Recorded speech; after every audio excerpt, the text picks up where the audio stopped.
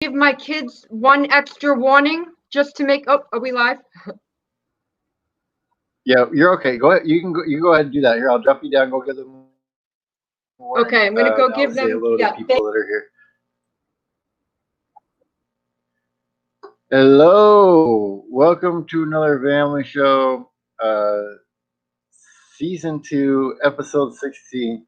I have Tricia Silverman with me today. She's going to be talking to us about the work that she does with nutrition and fitness, as well as speaking that she does. And it should be a really good conversation. I took a look at her YouTube channel, and she's also written a few books. But her YouTube channel, I pull it up here for you guys, is going to be in the description as well. And here is the link for her channel. Go and check it out. I'll pop her back up here. Hello. Hello, welcome back.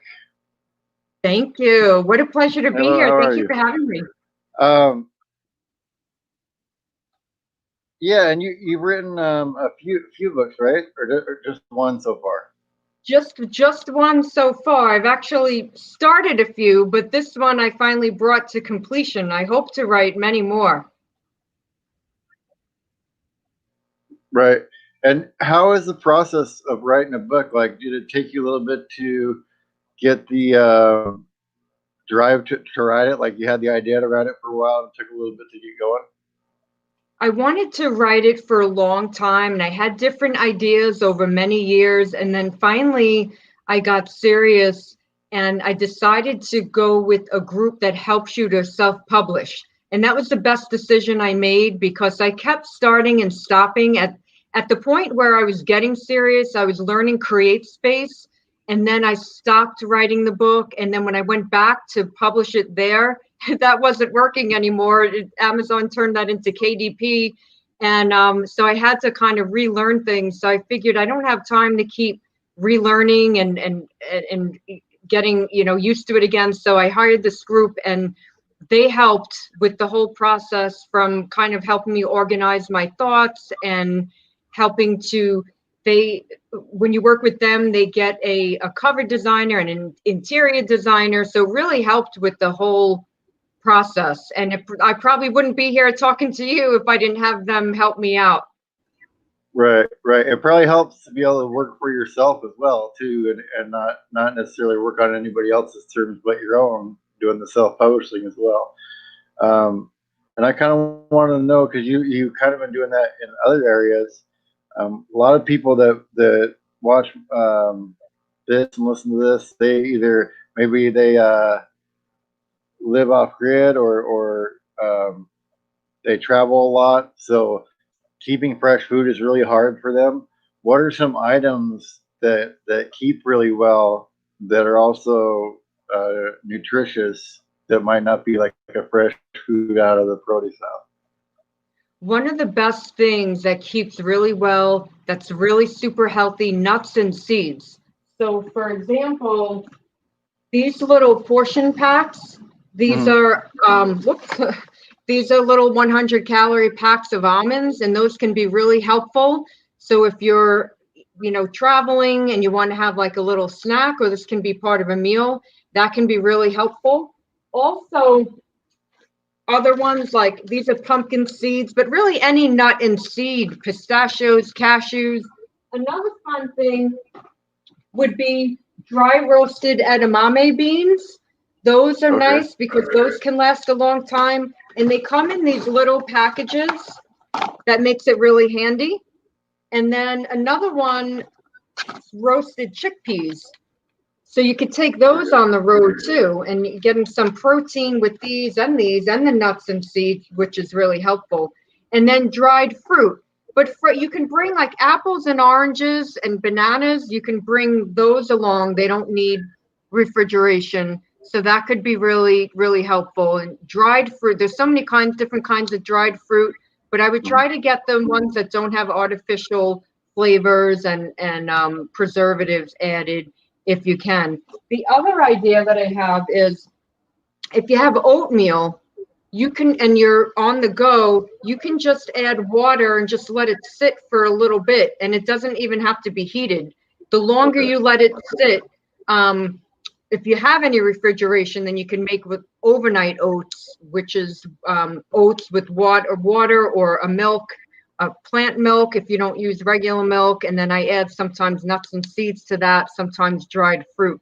But these are things that can kind of go with you. The packets, if you get this, what I do when I travel is I just make my own little packets of this is old fashioned oats rather than the little packets aren't as healthy. They're still better than eating other items, but I like, uh, the old fashioned a little bit better than that. Right. But that I think, and then beans are, if you're going camping or something and you don't, you want to bring things that can last, a can of beans can also be helpful.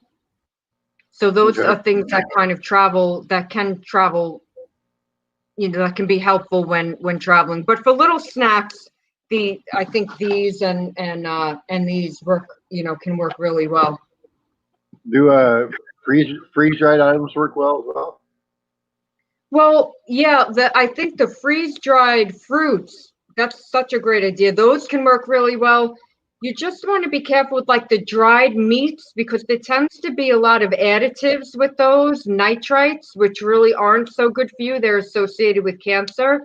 And what's a little bit tricky is now that some companies are taking out these nitrites and nitrates, but they're adding in celery powder. And celery powder sounds healthy, but it's actually not because it's isolated from the celery. And in your body, it can form these compounds called nitrous amines when it attaches to other compounds in your body.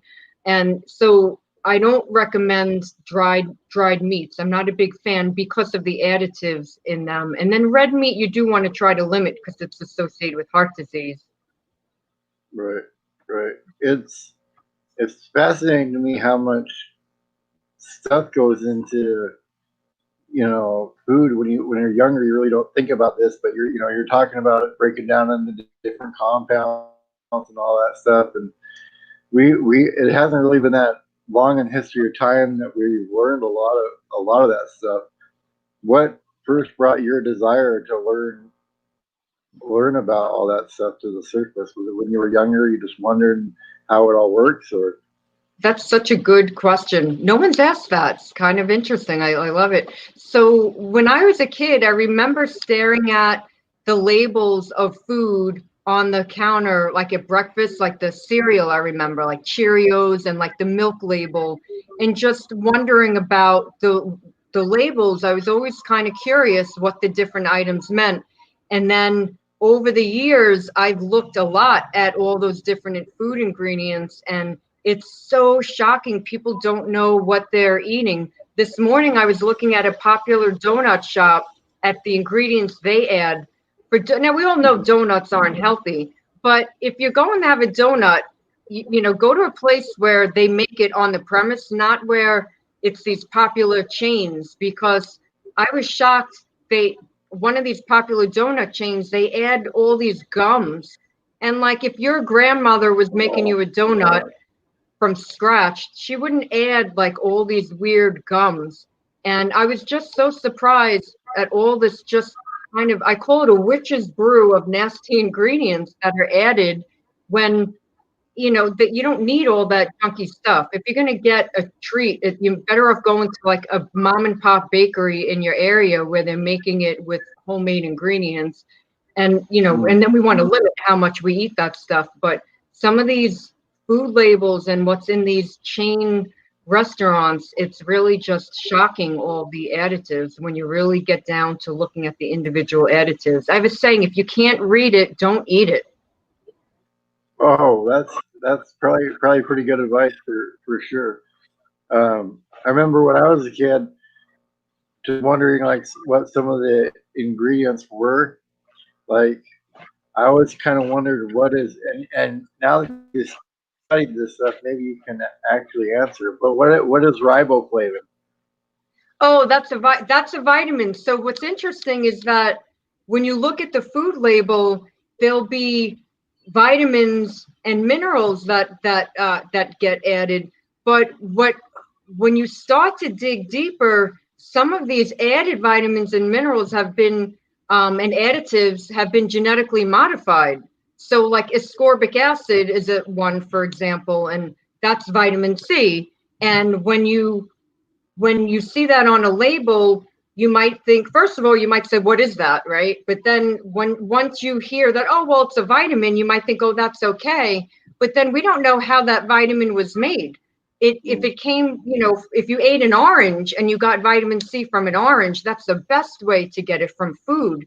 But when you get it in a vitamin, you don't know. And many of those vitamins have been genetically modified, which I'm not a fan of, because I just think there's not enough scientific research on genetically modifying food and how it affects our bodies. So I'm not a fan, and that could change over time, but I just think that we should eat food as nature intended, as it grows from the ground, and not use these practices where genes from different plant species are mixed that really shouldn't be mixed. Yeah, yeah. That's really interesting to learn about that. The GMO vitamins. That's really interesting. Yeah, a lot of the food additives are GMO, and even sugar. So sugar that we buy in the store is most of it's made from sugar cane or sugar beet, and most of the sugar beets are what we really grow in North America, mostly. And most of the sugar beets are genetically modified. So a lot of the sugar is genetically modified that's going in all these other foods. Wow, wow. So Yeah, yeah. what? Because I saw you interviewing Caster there on your channel, and that was an interesting character. And I love him. you've done speaking stuff on like longevity and all that stuff. So you probably spoke to a lot of probably elderly people over your time doing it. Um, what are some of your most favorite stories that you've heard from them about the way that they've ate and lasted so long? Does it make you see that everybody's body is different as far as diet wise, and somebody can eat bacon and eggs every day and their body was just built to handle that more than somebody else's body? Well, that's a really good question. What I find is that I think it's more when people eat a certain way that lends itself to longevity. So I feel like the people who have the bacon, or, everyone knows someone who smoked till they were 99, but most people aren't smoking till they're 99. Their health deteriorates much sooner. So the people that don't eat really well, most of their health deteriorates sooner. The people that live long lives, what I've seen is that they eat a lot of vegetables and they eat more natural foods and they keep moving. Ken, from my book that I interviewed, he's over 100 now. He's 103, I think now.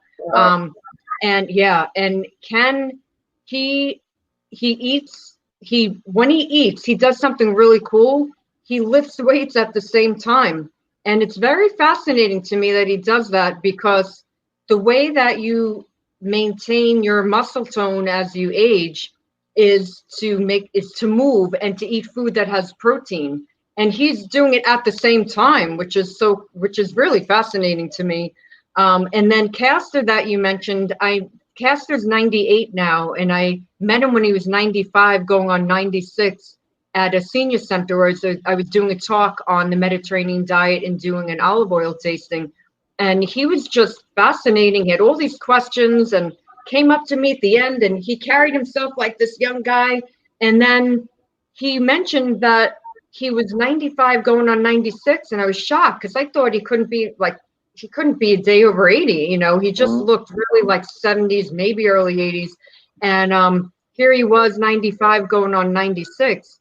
and we became friends. We've stayed in touch. I've talked to him during the shutdowns, during the quarantine, and he's doing well. He's cooking. He cooks for his daughter, which gives him purpose. So besides nutrition and moving, there are other things that are important for longevity. And maybe those bacon and egg eaters were doing those other things that helped. Right. But it's really when you do a combination of things that I think gives you the best chance to live a long, healthy life where you're in your 80s and 90s still enjoying everything. That's what I want to do. So I want to share with other people what I've learned by going to senior centers, talking to people, and then looking at areas of longevity across the world and what makes people live long lives. And what I've seen is that it's eating a lot of vegetables, not eating a lot of saturated fat. So that means limiting your red meat intake, limiting that bacon. And I'm not saying you can never have it, but it's kind of like a once in a while kind of thing for those certain things that aren't so healthy. And just kind of limiting your sugar is so important. Today I looked up one of those donut shops that's coming out with, you probably heard all these pumpkin drinks now that we're going into fall. And one of those pumpkin drinks has over 1,100 calories. So basically every 3 days, I know, every 3 days you gain a pound. And I wanted to show you. So I have here, this is all, I'm going to show you in one container of ice cream, there are 144 grams of sugar. And you divide by 4 to get teaspoons, 36 teaspoons. But for a container of ice cream that big, that's actually not that bad when you think about it. You think ice cream would be a lot more. Well, look at 36 teaspoons. Let me show you in a cup. So it fills up a whole cup. But what I find even scarier, that one drink at Dunkin' Donuts, you add even more sugar. So it has 45 teaspoons of sugar in one coffee drink, one large pumpkin coffee drink. So you'd be better off buying the half-gallon ice cream than you would be getting one drink. The thing with this, and you had mentioned, well, it didn't seem like a lot. If you can portion it out and keep your portions small, but a lot of people, when I ask how many servings do you get out of this, people laugh and they say, oh, 2, and that's really way too much. Right. So I think when you want something like ice cream, it might be better off to just go get a small from an actual ice cream shop. But if you do get this, try to portion it out so that and make it last so that you're not getting all this. This is basically diabetes in a cup. Whether you do the ice cream or the coffee, we need to be careful with both of those. And again, I'm not saying never have them, but those coffee drinks, some people go back every day and they get that same drink. And it's like diabetes in a cup for sure. Right. And you were talking about sugar there, and I kind of caught you're talking about sugar and cravings and stuff like that. I've noticed that anytime that I want to cut something out of my diet, if I do it slowly over time, it works out better than just trying to take it out cold turkey. So if I work my way off of eating a certain food item or something like that, instead of just cutting it out right away, I'm able to better adjust to it. Seems like not having the craving there than just cutting it out altogether.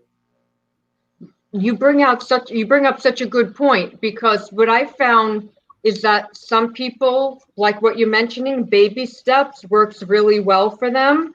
And then occasionally I come across people where they make a sweeping change and they do go cold turkey with everything. But I find that everyone is individual in that case, and you have to find what works better for you. So for people that are like hooked on Diet Coke, for example, or diet soda, for example, and if they want to cut back, if they're doing 2 a day, can they go to 1 a day? And then once they get used to that for a few weeks, then can they go to 1 every other day? And then maybe it's once a week. And then finally they set a date where they just cut it all off, that maybe January 1st, they're just done with it. And that works for some people to just to taper down. Like you just mentioned it, that's seems how it works for you. And that's good. And it all takes some discipline, but I think we all have that discipline in us. We just have to kind of tap into it and figure out what works best individually for us. Yep, for sure, for sure. Is do you remember one person like encouraging you when you were going through and either writing your book or going through school or something like that? That they said, "Hey, you're pretty good at doing this," or even in your speaking, the professional speaking that you do. Hey, you're pretty good at this, and it kind of gave you the confidence to keep going with what you were doing.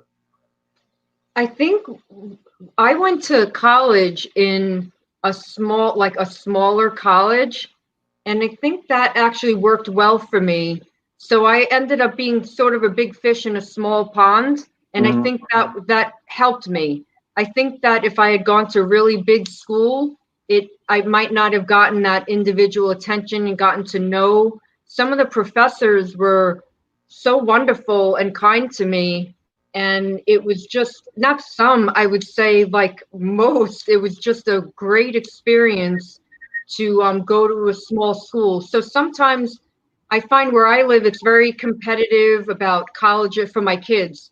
Everyone's talking, when your kids are still in elementary school, about colleges and getting into the better schools. But I think you might be better off at a small school and get that personal attention that you need to make you thrive the best. So, I don't think one thing is best for all, but I remember then I got some really nice encouragement, and I know that your listeners are always looking for ways to get encouragement, and I find that reading positive books can Mm-hmm. really help, and that helped me. One professor turned me on to like Norman Vincent Peale and Zig Ziglar and Dale Carnegie.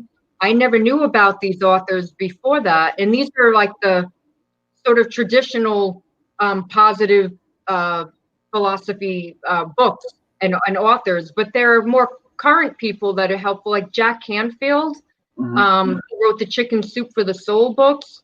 He has a lot of great advice. So I kind of tap into like him to and other positive motivators to get motivated. And I think meditation can help people a lot. And I noticed that you donate to the for suicide prevention, which I think Yep. is awesome. So, when I think about people that can help us along the way, another thing that helped me and can help others is meditation. So if you feel like there's no one else helping you out, you can kind of tap within, and meditation can help. And Insight Timer, INSIGHT Timer, is a meditation app that I think can really help a lot of people, has a lot of free meditations. And I use that. So that's helped me a lot in those times where I feel alone, or if I'm not getting encouragement. That's, I can tap into your own kind of drive inside. Right, right. And Beyond Beauty 3, she says, Chicken Soup for the Soul are some great books. And I I agree. I've read a couple of those. Um, and it's can it help you out reading other people's stories and how they've gotten through things. Um, what are some uh, tips people if they're going out to eat, like they want to support the small businesses that are back open, restaurants and stuff like that? What are some ways to eat healthy when you're going out? Just as like general rules, general things to look for, no matter where you're going, what restaurant, what type of food, I guess I should say. Yeah, so I have a few dining out tips. I actually teach a few classes on dining out. Some are 30 minutes, some are an hour and a half. So I won't take an hour and a half to answer it. But a few things that you can do is, one is think about, I use this T method that I came up with. So if you think of the letter T, Mhm. and whoops, there it is. And then you think of, what did I eat today? That's the up and down. So maybe you didn't eat enough vegetables today. So we should order vegetables at dinner then. So maybe we get a side salad, or maybe we get a salad for dinner that has some like grilled chicken or grilled salmon or grilled shrimp with it. So look at, what did I eat today, and maybe what's missing. So maybe I didn't get the vegetables, so I'll have them today. And then also, let's say if I had red meat for lunch, well, let's not get red meat for dinner then. So let's maybe go for chicken for dinner, or let's maybe go to a Mexican place and get, beans and Mhm. rice and vegetables for dinner. And then the tea, the part going across, is where you look at what did I eat this week. So I recommend in my book to try to get 2 fish meals per week. So if you're going out to eat, we think about what did I eat today, but what did I think about this? What did I eat this week? Did I eat fish twice? No, well, maybe I'll get the salmon then. And then we can also think across that week, well, did I have fried food this week? Oh, I had French fries the other night, so maybe I won't get fried food tonight. So it's good to kind of think about that. And then try to avoid saucy, cheesy, and fried foods for the most part. The saucy food can have too much butter and oils in it, which can drive up the calories. And then the cheese has a lot of saturated fat, so you want to be careful with the cheesy dishes. And then fried food can double the calories of the food unfried. And then often it's fried with junky oils, so they're not good for you. And then when you take potatoes to very high temperature, a compound called acrylamide can form. It's not in the label, but it's a compound that forms, and it's associated with cancer. So you want to be careful with French fries. And then when you fry fish, you can take away some of the benefit of the omega-3 fats in the fish. So fried food is something that we shouldn't have for the most part. But again, I feel like every once in a while that if people really want it, then you can fit that in. As long as you're not like on Monday saying, well, every once in a while have ice cream. So you have a big ice cream dish. Right. And then, Tuesday it's like, well, I haven't had sausages in a while. So every once in a while, and you have sausage on Tuesday and then pizza on Wednesday because you haven't had it in a month. And then Thursday you have hamburgers. But now if you look across that week, it adds up to just a lot of food that we really shouldn't have too much of. So you want to just keep that in mind to truly eat healthy most of the time and fit in treats occasionally. And when we do have items that have a lot of sugar or saturated fat, to just have them in small portions are really key.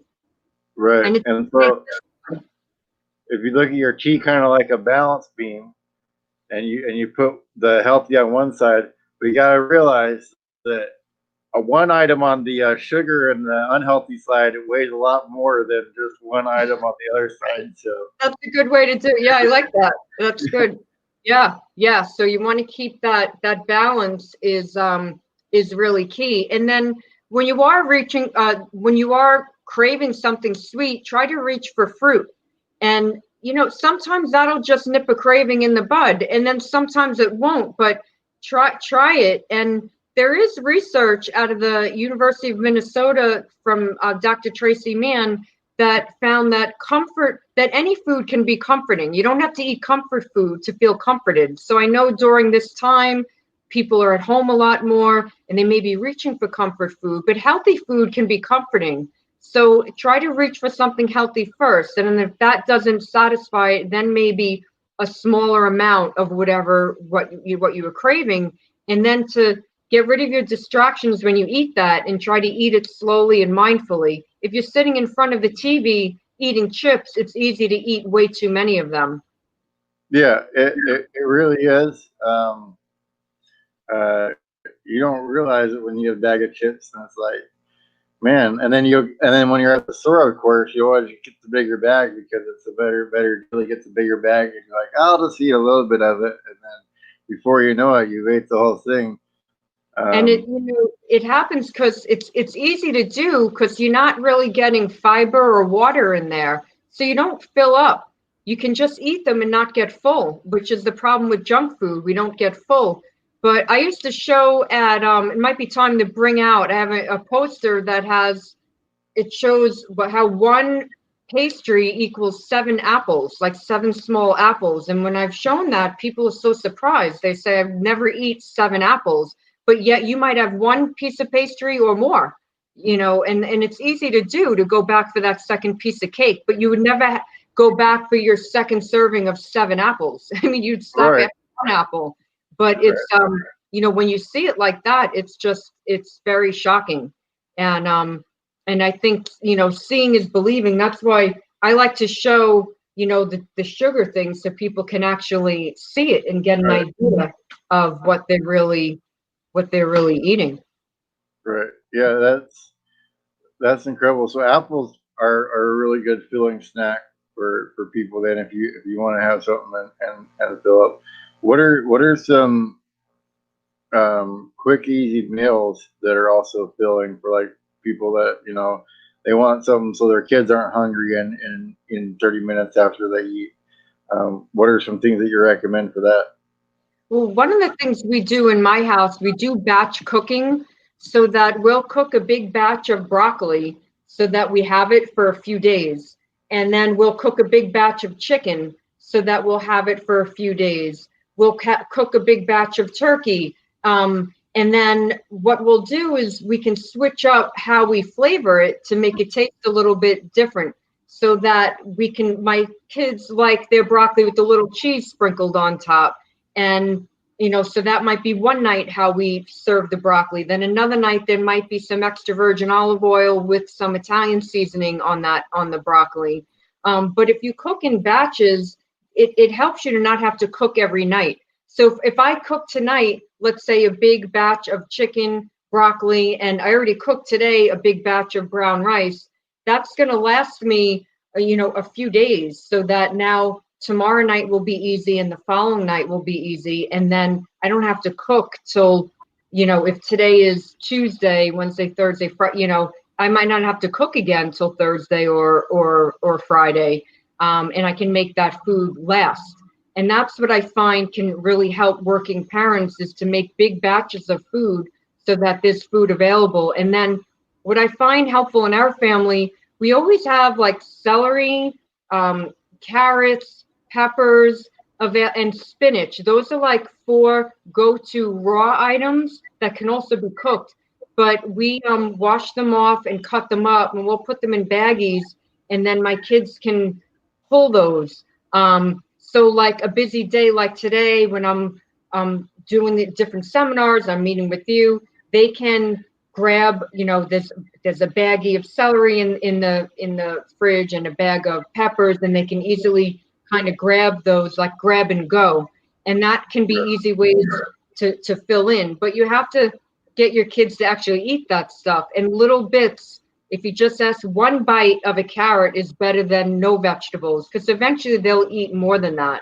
And people often will say, oh, you're so lucky your kids eat vegetables. But it's not luck. It's because it's just that patience of one little bite, and then over time, they just eat more. So now they'll eat a variety of vegetables. But it's definitely not easy. And I give, parents just have to have that patience, but they can do it for sure.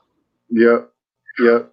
And Laura Cobb wants to know if you're aware of Sunlight Now. It's a support group. It's a private mental health awareness and suicide prevention group on Facebook.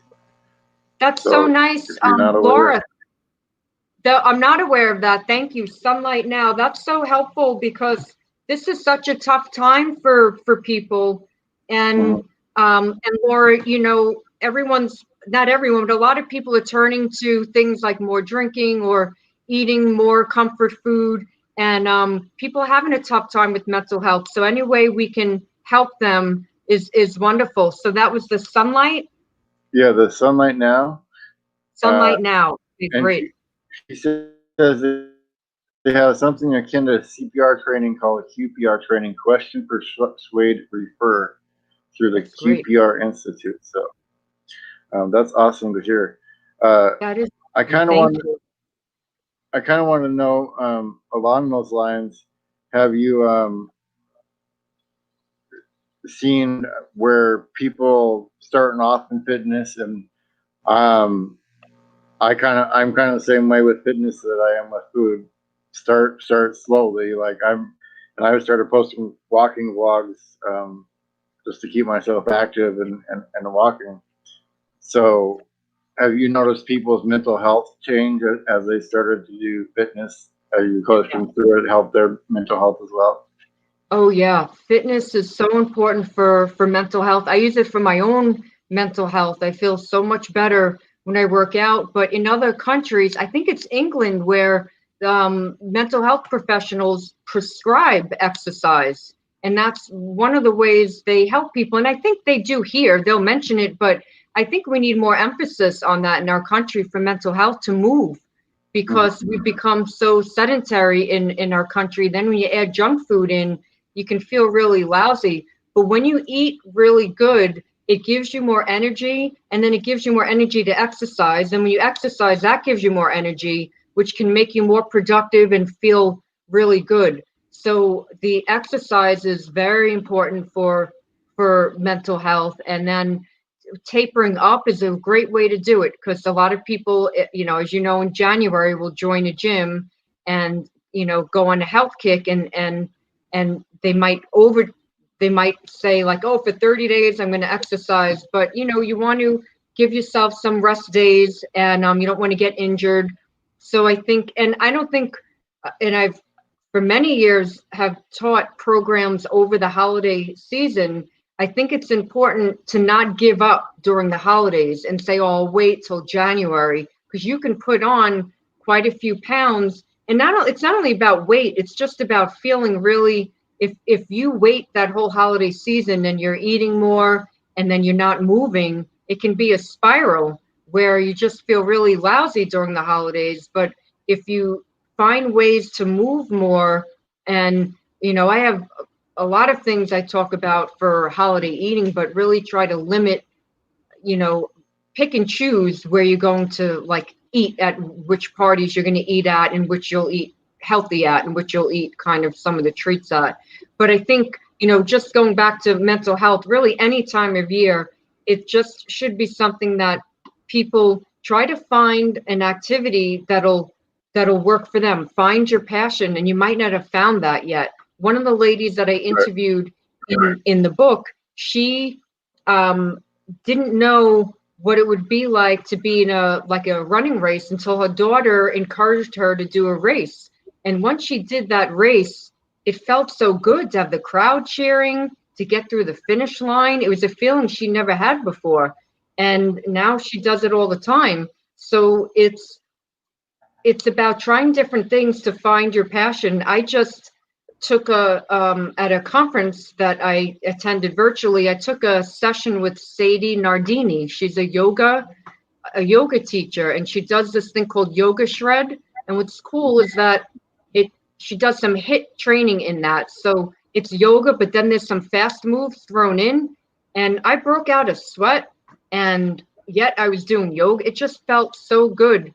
And I never realized you can kind of combine those two disciplines of exercise, and I really liked it. So there might be something out there that you don't know about unless you try Zumba, try a dance class, try belly dance, whatever, you haven't tried yet, until you find something that works for you. And there's something for everyone, for sure. And then if you get injured, if you injure one part of your body, it doesn't mean you can't exercise. Move what can move. I've injured myself many times, my legs, where haven't been able to move much, and then I do chair exercise, and you can do all kinds of fun things with your hands to, moving around, that can make you break a sweat just sitting in a chair. So I think people shouldn't give up if they get injured. Just figure out what you can move, and a physical therapist is really helpful to figure out what you can move. For sure. And I think it is, as soon as you mention exercise, their head goes back to gym class in school, and they go, I hated doing that because of this or that. But understand, there's so much more stuff you can do. And then, I mean, if you have the means for it, those what are they, the Peloton machines where you can sit there and pedal and go through your scenery and all that kind of stuff. I mean, if they had that, that's better than the old exercise bike back in the day. I'd sit there and pedal through some scenery. So there's definitely better options. Yeah, there's a lot of options. Yeah, and you were talking about through the holidays, like eating through the holidays, and like I'll start after New Year. Well, start moving now, and then even if you want to eat, however you want to eat during the holidays, your body will still be better for it because you're actually burning some of those calories that you're eating extra of during the holidays. The key really is movement. Like when I wrote the book, instead of the word exercise, you see the word movement here. Mm. Because of what you said with the word exercise sometimes can really throw people for a loop, and they do start to think of, you know, those early days with maybe a gym class. But gym classes have changed too, which is nice for, you know, but I think if we think of more of moving, like for example, in Italy, after they eat, they take a passeggiata and they walk through a piazza, and it's very, if you think of us taking a stroll after you eat, rather than, oh, I have to exercise, a stroll sounds really nice. So I go for a lot of walks, and I don't think of it as exercise. I think of it as a walk, and I make my walks interesting. I might sometimes drive to a different town to take a walk just so the scenery is different, or take a different route. Or I might, when we were redoing my house, every day we would look at a different door because we wanted to figure out what doors. And then you start realizing, wow, people have all kinds of doors. Who Right. knew? You know, and then one day it was lanterns. I saw a pineapple lantern, like all these different Wow. lanterns. Yeah, it was really cool. So it's just something to, you know, make it interesting. The other thing I do a lot is I will make a destination for my walk. Like, oh, I have to get Q-tips at CVS, or I have to return a library book or deposit a check. And I'll make a walk, an errand part of the walk destination. And that can be really helpful. Yeah, one thing that I always like to do, like everybody always never liked it when they go with me, but I never cared about parking in the front of the store, parking as close as I could get. I'm like, I'd rather park out here. First of all, because it's much easier to get out. I don't have to worry Yes. about seeing a car right next to me because most people don't park this far out. And then I get the exercise of walking into the store as well, and then back out. So just like little things like that, if you just add a few extra steps to your day, you can make a big difference even without necessarily adding that much time if you're a really busy Yeah, every movement counts. It's person. so, You just it's important to move for sure. yeah. And Laura Cobb was saying, I think you're about earlier, power yoga with uh, Brian Kest I didn't hear is your is a last, yoga. I'm sorry, I didn't hear your last I, question. I was saying Laura Kopp said Power Yoga by Brian Kest. I think she was hearing when you were talking about working up a sweat with the yoga. Oh, she likes the power yoga. Yeah.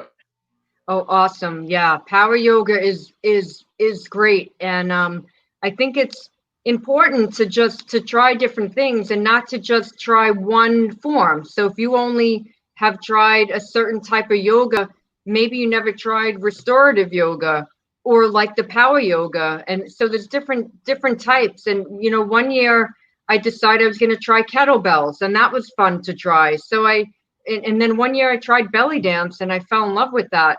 So you just never know until you try things what might be helpful. And then just to commit to 5 or 10 minutes of doing something new can be helpful. So for many new clients of mine that are sedentary, I ask them to just take a 5 minute walk. Then I Mm-hmm. have them commit to when they're going to do that. Can it be tonight or tomorrow? What day will it be? Can you just go for 5? And then once you move for 5, often that'll turn into more minutes, and then sometimes it won't, but that's fine. At least you got into that momentum, and you tried it, and that usually leads to more movement and fitness, which is really nice. Right. Right. Because essentially, I've heard it said before, um, the easiest equation for weight loss is you need to burn more calories than you take in per day. That So is true. you can eat a bunch of the food we were talking about today that's not good for you if you're going to burn a bunch of calories a day too. If you're going to work 10,000 worth of calories a day and you want to eat, you know, 6, you'll still lose weight. So what I find with that is that that if you could, let's say if you ate a bunch of junky food and you burned a lot of calories, you could lose weight. But what would happen is you would start to just feel really lousy because you're not eating good food. So the exercise and the movement and the nutrition really go hand in hand, because when you work out, it affects the executive functioning in your brain, which makes you want to work out again more in the future. And then and it also, when you exercise, the way it affects your brain is it helps you to make better decisions regarding food. And then when you eat well, you feel really healthy and you have that energy to exercise. So they really feed into each other and go hand in hand. So that, eventually, if you're just eating really lousy, but you're exercising, eventually it's going to catch up to you, just not going to really feel your best. I remember Drew Carey, he's on the Price is Right. I remember when he lost a lot of weight, I remember him saying that he realized that all those years when he was eating lousy, he was like under a cloud that he never knew he was under until he started to eat healthy. So sometimes we don't even know how lousy we're feeling until we start to eat better and move. And then it's like, wow, I feel so much better when I eat well and I move. Right. And like you're saying, it catch up to you. I mean, if you're doing that for a while, then that lack of energy from not having the right nutrients and stuff, that's going to catch up with you, and you won't be able to keep probably up the exercise routine at the end of it anyway. But is there any kind of like, because I I go back on soda every so often, and I'm probably going to go back to tea again and try to get off it for a while again. But is there any kind of teas that are better than others to have for people out there that are thinking about drinking tea? Yeah. So first, let me just show you for the soda, one can has all of this sugar in it. So it's a lot of sugar that adds up. So if you switch to tea, you're really helping your body. Now, one of the teas that I'm enjoying lately is organic peppermint tea.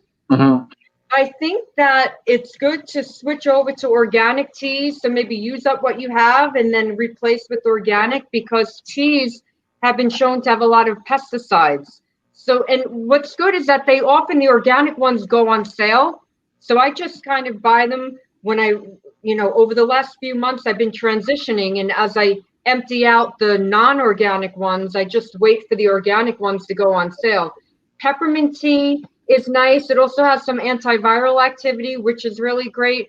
Another nice one out of Africa that I've been enjoying is rooibos tea. That's ROO, I think it's BOIS, I think. That's a nice one. Hibiscus tea. I think it's herbal teas can be really nice, and the herbal teas don't have caffeine, which is great.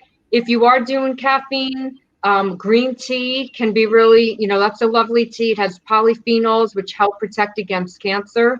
So I think when I look at over the years, the research on tea and coffee, it seems like with coffee, you hear good things about coffee and bad things. The research kind of goes both ways. But for tea, it seems to all point toward good things, other than, over the last year, I heard about the pesticide levels can be high. But other than that, tea seems to be a better option.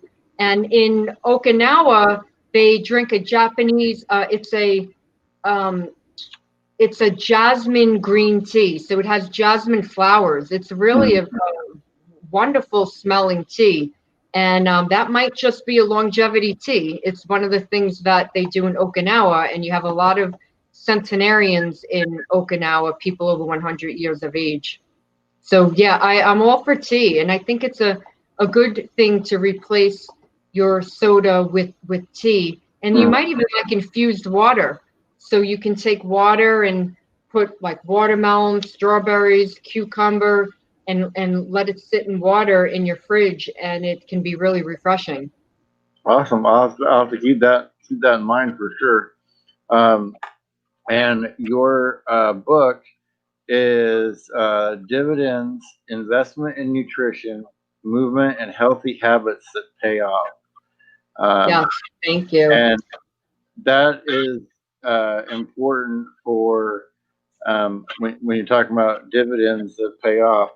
As you get older in life, the healthier that you can start out, the younger you are, the less medical bills and stuff you're going to have later in life because of health issues. I mean, everybody will have some eventually, but you'll probably run into less issues, at least probably from the people that you've talked to.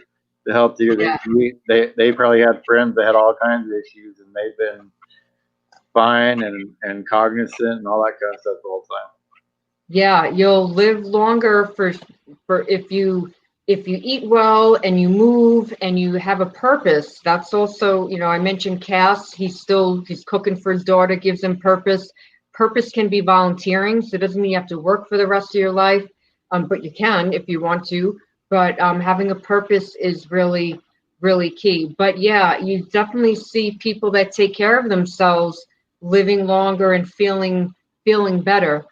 And that's, what I wish for everyone is to just not have to spend a lot on medications, because the copays can get really costly as you get older and after you retire. So it's, better to stay as healthy as you can, to stay off of those medications. I teach healthy aging at Northeastern University, and one of the problems that can affect older people is called polypharmacy, when they're on too many medications, because the medications can interact with each other, they can interact with food, and then they can start causing other problems like constipation and weight gain, and it can just be real problematic. And sometimes different doctors recommended different medications, and those doctors don't know the other medications you're on. So many people end up on unnecessarily on too many, but they do need the doctor's help to cut back on those medications. And a consultation with the pharmacist can be helpful too, to look at all the medications they're on to get some insight. But the doctor would be the one that help them to reduce their medications. And then of course nutrition can help them do that, but then they need to have a good chat with their doctor. Many people come to me because they don't want to go. The doctor said, oh, you have to go on medication because you're pre-diabetic, or your cholesterol is really high, we want you to put you on medication. And the people get scared and they're like, I want to avoid medication, so I want to go to you first. And and you can, once they start, usually it's a weight loss that they have to achieve, and once they start losing weight, really amazing things happen. Yep. They probably get more confidence about themselves and all that kind of stuff as well. Yeah. And it's probably really, and when you were talking about purpose, it's probably really satisfying for you to be able to help all those people. And you probably haven't done that your whole life. You probably had some other type of jobs. So would you tell people out there, if they have a passion for something, to at least give it a shot doing it and try it, even if it doesn't work out, because you'll probably have a regret if you don't?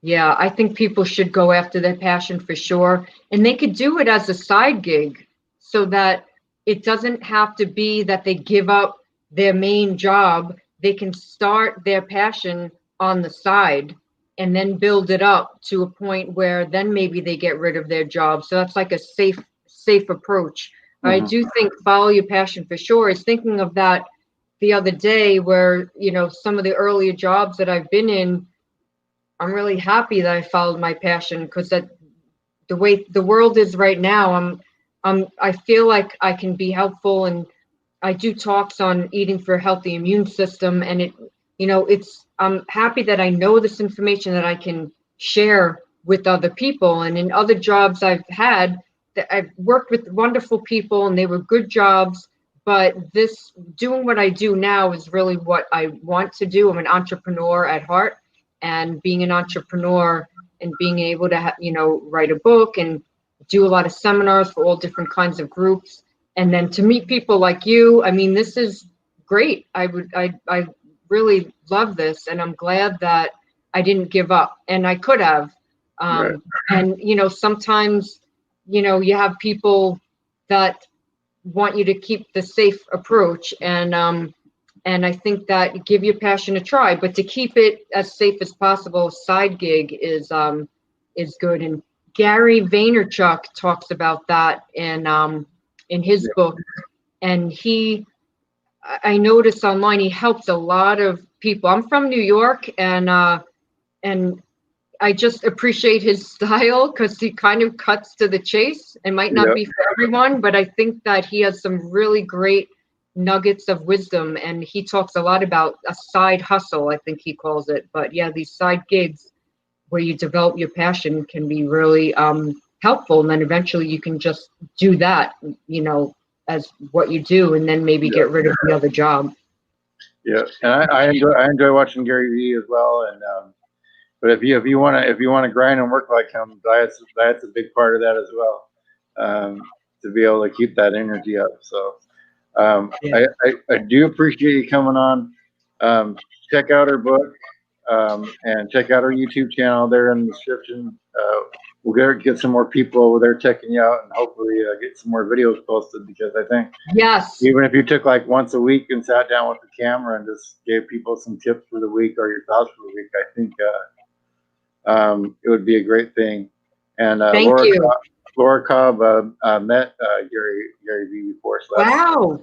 that's really awesome. Really awesome. That's awesome, Laura. Wow. Wow. Yeah, I hope to meet him someday. I think he has really good advice, and he really helps a lot of people. And I think it's just like you're helping a lot of people, what you do. I think it's great. And this has been a pleasure to be on here, and you've motivated me to do more YouTube now. So thank you. Oh, good. I appreciate Good. you having me on. Well, when you get up to 100 subscribers, then let's have you back on so you can see how it is. Oh, That's a good goal. she was on a show, so that's really awesome, Laura. Like Wow. I said, email me so I can set you up. I know you left a comment, so I just do it that way because it's easier for me to keep track. So email me. Stick with me for a second. Till tomorrow, guys. I've got a couple tomorrow, so stop waiting for life to happen and make life happen. And we'll catch you next time.